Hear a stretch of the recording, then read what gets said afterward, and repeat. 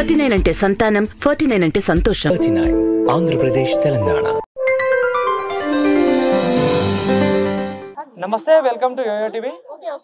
Operation Kagar పేరిట కూడా central government ఆధ్వర్యంలో కర్రెగుట్టలో కూడా మావోయిస్టులను ఏరేస్తా ఉంది. సో మరి ఏదైతే ఆపరేషన్ కగార్ని ఆపేయాలని కూడా కొన్ని సంఘ నాయకులు కూడా చెప్తా ఉన్నారు. సో మాట్లాడించే ప్రయత్నం చేద్దాం. సో నిన్న కూడా కేంద్ర మంత్రి బండి సంజయ్ కూడా కొన్ని అనుచిత వ్యాఖ్యలు చేయడం జరిగింది.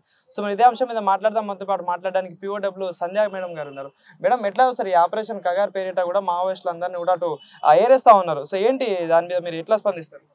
అంటే భారతదేశంలో బుద్ధిజీవులు అన్న వాళ్ళు, హక్కుల కోసం పరితపించే వాళ్ళు, PUCL లాంటి సంఘాలు సైతం, అనేక మానవ హక్కుల సంఘాలు ప్రపంచంలో ఇప్పటికే 60 దేశాల నుంచి ఆపరేషన్ కగార్ అధర్మ యుద్ధం, అన్యాయమైన యుద్ధం, ఆదివాసీల హక్కుల హననం అని మాట్లాడుతుంటే, ఈ దేశంలో పుట్టి ఈ దేశ ప్రజల కోసం పనిచేస్తున్నామని చెప్పుకునే ఒక BJP నేత ఈ రకంగా మాట్లాడడం అంటే ఇది ఖచ్చితంగా ఆదివాసీల విధ్వంసాన్ని, ఆదివాసీల హక్కుల హననానికి భాగం అవ్వడానికి కార్పొరేట్ల దోపిడీ కోసం మాట్లాడిన మాటలుగా మనం అర్థం చేసుకోవాలా. ఎప్పుడైతే ఆపరేషన్ కగార్ అని పేరు పెట్టారో అంటే అంతిమ యుద్ధం అంటే ఎవరు అంతిమ యుద్ధం అని పేరు పెడతారు? ఎవరికి అంతిమ యుద్ధం అని హామీ ఇవ్వదలుచుకున్నారు అంటే కార్పొరేట్లకి, బహుళ జాతి కంపెనీలకి, కార్పొరేట్లకి ఓపిక పట్టండి, వేచి ఉండండి, ఇప్పుడు మేము అంతిమ యుద్ధం చేస్తున్నాం ఆదివాసీల మీద, ఇక అప్పగించుతాం అడవులన్నీ మీకు వనరుల దోపిడీకి సర్వం సిద్ధం చేస్తున్నాం అని చెప్పడంలో భాగమే అంతిమ యుద్ధం అని మోడీ షాలు పేరు పెట్టడం.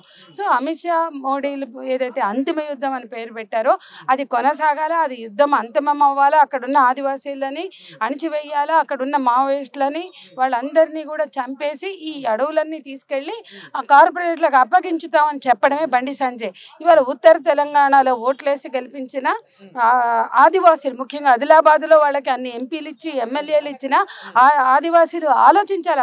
ఆపరేషన్ కగార్ని కొనసాగించమన్నా బండి సంజయ్కి కరీంనగర్లో ఓట్లు ఎందుకు వేశారో ప్రజలు, లేదా BJP పార్టీకి ఆదిలాబాద్లో ఉన్న గోండ్లు, అక్కడున్న గోండ్లు లేదా ఇటున్న కోయలు ఎందుకు ఓట్లు వేశారు? దేనికోసం? తమ జాతి బిడ్డల్ని చంపుతామని చెప్తున్న నేతలని లేదా ఆ పార్టీలని గెలిపించడం ఎంతవరకు సబబో కూడా ఇవాళ ప్రతి ఒక్క ఆదివాసీ ఆలోచించాలా. మణిపూర్లో జాతుల మధ్య వైరం పెట్టి అక్కడ మణిపూర్ని మంటల్లో తగలబెట్టారు. వాళ్ళని నగ్నంగా రోడ్ల మీద నడిపించి మణిపూర్లో చేసినటువంటి దారుణాన్ని, ఘోరాన్ని మనం చూసాం. వాళ్ళు జాతుల మధ్య వైరం పెట్టిన మణిపూర్ని దహనం చేసిన అదే కార్పొరేట్ల దోపిడీ కోసం.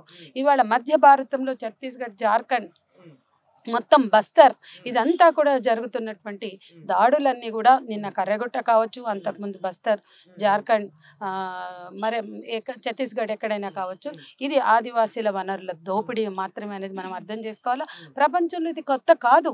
దక్షిణాఫ్రికాలో చూసాం ఎన్నో గోల్డ్ మైన్స్, ఎక్కడెక్కడైతే బంగారపు గనులు ప్రపంచంలో పెట్టారో అక్కడ మైనింగ్ ముందు అక్కడ ఉన్నటువంటి నేటివ్ పీపుల్ని, స్థానిక ప్రజల్ని ఊచకోత కోసారు.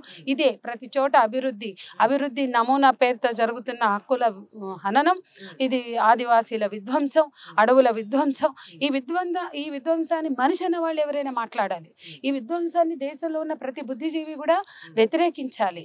ఇప్పటికే ప్రపంచంలో Latin America, south Africa, south America, ఈ దేశాలన్నీ కూడా మన ముందు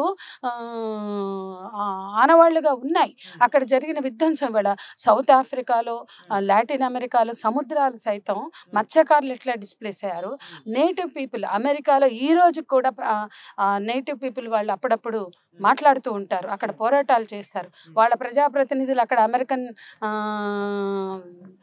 సెనెట్లో మాట్లాడుతుంటే వాళ్ళ వాయిస్ విని భయపడి వాళ్ళకి ప్రాతినిధ్యం తీసేయాలని అక్కడ ఇలాన్ మస్క్, ట్రంప్ పెద్ద కుట్ర చేశారు. అక్కడ ఇలాన్ మస్క్, ట్రంప్ అయినా, ఇక్కడ మోడీ, షాల్ అయినా, అదానీ అంబానీల కోసం వీళ్ళు, అక్కడ ట్రంప్ కోసం, ఇలాన్ మస్క్ కోసం ట్రంప్, వీళ్ళందరూ కూడా కార్పొరేట్లు అనుకున్న పాలన అనేది ప్రజలు అర్థం చేసుకోవాలా. మీడియా కొంచెం స్పృహతో వ్యవహరించాలా, మీడియా జాగరూకతతో ఆలోచించాలా. ఆదివాసీల మీద యుద్ధం జరుగుతోంది. మావోయిస్టుల కోసం మావోయిస్టులు, అంతకుముందు పీపుల్స్ వారు లేకపోతే విప్లవకారులు 67 నుంచి నక్సల్బరీ నుంచి ఈ దేశంలో ఉన్నారు. వాళ్ళు పోరాడుతున్నారు. శ్రీకాకుళం సాయుధ పోరాటం జరిగింది, అంతకుముందు తెలంగాణ సాయుధ పోరాటం జరిగింది, గోదావరిలో ప్రతిఘటన పోరాటం జరుగుతుంది. వాళ్ళ కోసం ఆదివాసీల మీద యుద్ధం చేయట్లేదు. గన్నులు పట్టుకున్న ప్రతి ఒక్కరిని కూడా ఏరేస్తాం, మావోయిస్టులు లేకుండా చేసేస్తామని కూడా మాట్లాడుతున్నారు. కాబట్టి ఏంటంటే ఇట్లాంటి నిర్ణయం తీసుకోవడం పట్ల అంటే కారణం ఏముండొచ్చు అనుకుంటున్నారు? మావోయిజాన్ని ఎదుర్కోవాలంటే రాజకీయంగా ఎదుర్కోవాలి. సుప్రీంకోర్టే చెప్పింది మావోయిజం ఒక రాజకీయ సిద్ధాంతం కాబట్టి దాన్ని రాజకీయంగానే ఎదుర్కోవాలని. ఇప్పటికే ప్రపంచంలో అనేక దేశాల్లో మార్క్సిజం లెనినిజం మావో ఆలోచన విధానంతో పనిచేస్తున్నాయి. కానీ ప్రపంచంలో ప్రజాస్వామ్య దేశం అనుకుని చెప్పుకునే చోట ఆ సిద్ధాంతాన్ని ఎదుర్కోలేక అమాయకులైన ప్రజల మీద యుద్ధం చేస్తామని చెప్పడం అంటే అది అంతకన్నా అన్యాయం మరొకటి లేదు. అంటే ఇంత ఇవాళ గాజా మీద యుద్ధం జరుగుతుంటే చోద్యం చూస్తున్నటువంటి ప్రజలందరూ కూడా పాలస్తీనా గాజా మీద జరుగుతున్న దాడి ఎంత అమానవీయమైందో ఇవాళ మన మధ్య భారతంలో జరుగుతున్నది కూడా అంతే అమానవీయమైంది.